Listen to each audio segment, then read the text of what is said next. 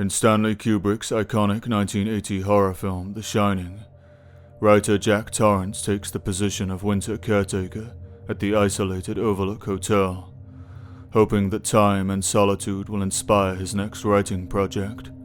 Before accepting the job, he is informed by the hotel's manager that a previous caretaker had murdered his family and taken his own life inside the hotel, driven mad by the isolation.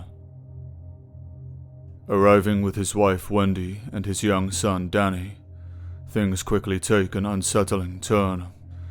Danny, who possesses a unique telepathic gift, experiences disturbing visions of the Overlook's murderous past, while Jack, growing increasingly tense and paranoid, begins to communicate with the malevolent ghosts that haunted. Gradually driven to madness by their voices, Jack is instructed to kill his wife and son in order to protect the hotel and ensure his authority as caretaker. Hunting them with an axe, he is finally lured into the Overlook's hedge maze by Danny, who misleads him with a false trail and escapes. Jack freezes to death in the snow. In the film's closing moments, a photograph in one of the hotel's hallways depicts Jack present at the July 4th ball of 1921. More than 40 years since it first hit theaters, The Shining still looms large in the Western cultural consciousness. Its cryptic themes and esoteric symbolism have inspired countless fan theories, a wealth of scholarly analysis, and even a full-length 2012 documentary dedicated to uncovering the film's narrative mysteries. It seems many viewers have sensed something hidden beneath its surface, amidst the maze-like halls of the Overlook Hotel, and behind the enigmatic symbols that adorn its walls. And there is indeed a hidden metaphorical narrative concealed within the film, conveyed by Kubrick through an esoteric language of metaphor, subliminal imagery, and subconscious suggestion. The Shining has been interpreted as everything from an allegory for the breakdown of the American nuclear family, to a metaphor for the colonial conflicts with the American Indian, to a cryptic meditation on the Holocaust narrative, and in some sense it is all of these things. The Shining is a coded commentary on Western civilization, from the perspective of a critical cultural outsider. The Overlook Hotel is a metaphor for the West, and the position of caretaker is a metaphor for its custodianship. The ghosts of the Overlook are malevolent spirits from the white man's violent past. Danny's shining is the revelation of this ancestral guilt. One of the first clues as to the real symbolic subtext of the story is given during a conversation about the Donner Party, a group of 19th century American pioneers who, stranded in the mountains during a harsh winter, resorted to cannibalism in order to survive. With this brief historical reference, Kubrick establishes a thematic link to the European colonization of America, and hints that this is the lens through which we should interpret the events that follow. Later, in a coded metaphor for America's colonial origins, we learn that the Overlook Hotel was built upon an Indian burial ground, and that its builders were forced to fend off Indian attacks during its construction. This history of hidden racial violence mirrors the oft-repeated claim that America was founded upon a genocide. As if to leave us without any doubt, the photograph in the film's closing moments is dated July 4th, the date of the founding of the United States.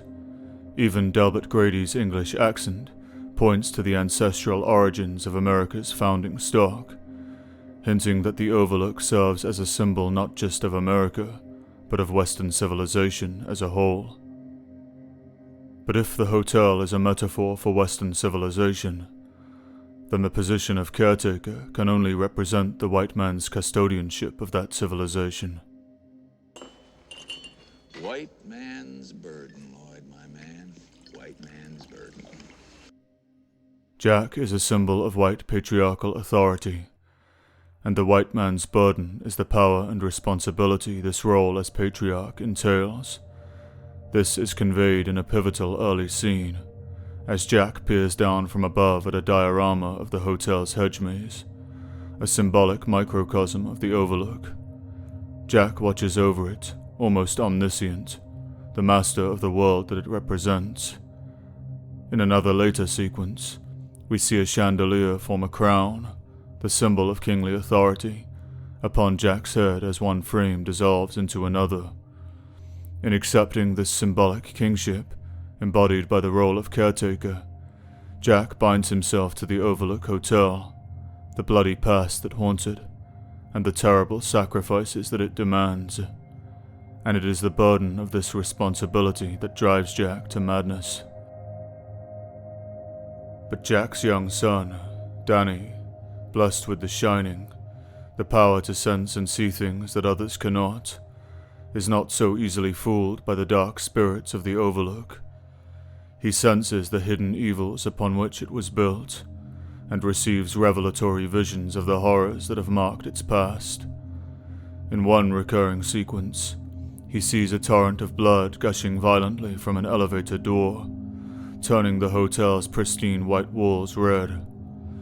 The symbolism is of concealed violence and repressed guilt finally breaking through, like waters through the walls of a shattered dam, drowning a world of privilege and deceit. This, Kubrick seems to tell us, is the truth of the Overlook, the truth of the white man's world. It is Danny's gift, framed as a kind of superpower, that will unleash this revelation of ancestral guilt and empower him to rebuke the legacy of evil embodied by both the hotel and his father. And he will do so with the help of Dick Halloran, a black man. It is Danny's relationship with this outsider and the threat it poses to the Overlook Hotel that first spurs Grady to call for Danny's murder. The Overlook, then, is the white man's world, a grand illusion built upon the bones of the innocent. Its walls and doors hold back hidden rivers of blood. The culture and refinement of its ghostly denizens is only a mask for their secret depravity. They drink and dance forever to distract themselves from the fact that they are already dead. This is the true symbolic significance of Room 237 and the woman that Jack encounters there. She is the embodiment of this illusion, a veil of beauty concealing only corruption and decay. Jack is a malevolent ghost from this bygone age, summoned home to claim custodianship of the hotel as his birthright. But Jack is unfit to rule. He is incompetent, an alcoholic failure as husband and father, driven mad by the weight of his own responsibilities. He is weak and impotent, symbolized by his writer's block. He is an abusive tyrant, filled with repressed murderous rage. Just as his white ancestors murdered the Native Americans who once lived where the Overlook stands, Jack murders an innocent black man upon the very same ground. Just as his predecessor killed his wife and daughters, Jack turns violently upon his own family. He is the embodiment of the white man's supposed sins and failures, inexorably bound by fate to commit the same heinous crimes as his forebears. Wendy, Danny, the Grady twins, and Dick Halloran are, like the American Indians upon whose graves the Overlook stands, the eternal victims of the white man, finally rising against his power. Only with the sacrifice of the white man, husband and father, patriarch and king, can this ancient evil be exorcised. Put simply, Stanley Kubrick's goal in creating The Shining was to manipulate the unwitting audience into seeing the white man as the villain of history, the image of madness, the source of evil in the world. He wanted every white woman to see Jack Torrance in her husband, every white child to see Jack Torrance in his father, every white man to see Jack Torrance in himself. He wanted us to view our culture as we view the Overlook Hotel, as a den of evil, built upon the bones of the innocent, and haunted by the ghosts of our criminal ancestors and their unexpiated sins. The Shining sets its sights on the subconscious mind of the unknowing viewer and, with its memes and symbols, infect it with guilt, paranoia, and fear. It can be said, then, that with The Shining, Kubrick sought not to depict madness, but to induce it. Oscar Wilde famously remarked that life imitates art far more than art imitates life, and this was Kubrick's goal: to change the world through his creations and make it a mirror for his twisted vision. The Shining is a grand cinematic ritual, and its aim is to spread fear in order to manifest a world of fear.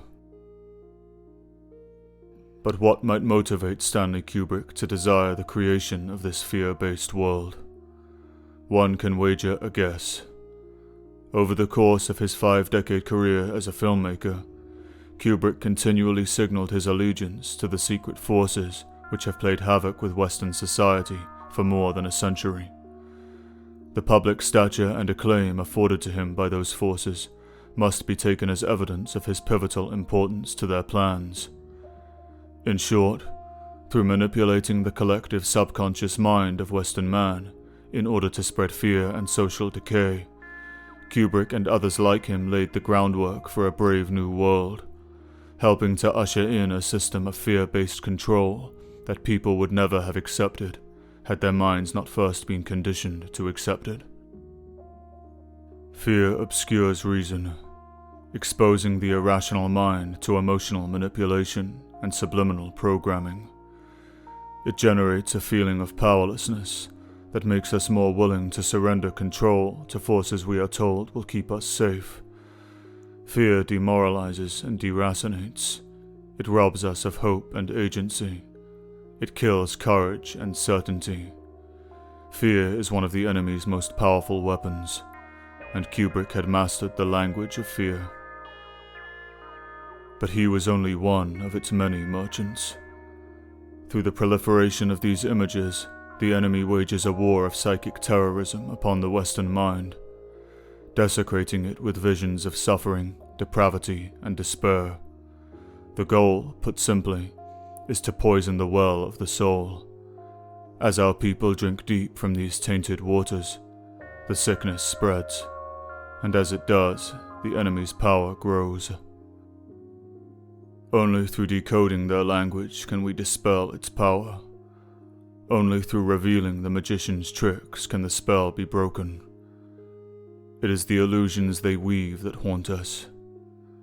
It is the malevolent ghosts their screens have conjured that must be exorcised. It is the edifice of lies that they have built which must be brought down. And it will be.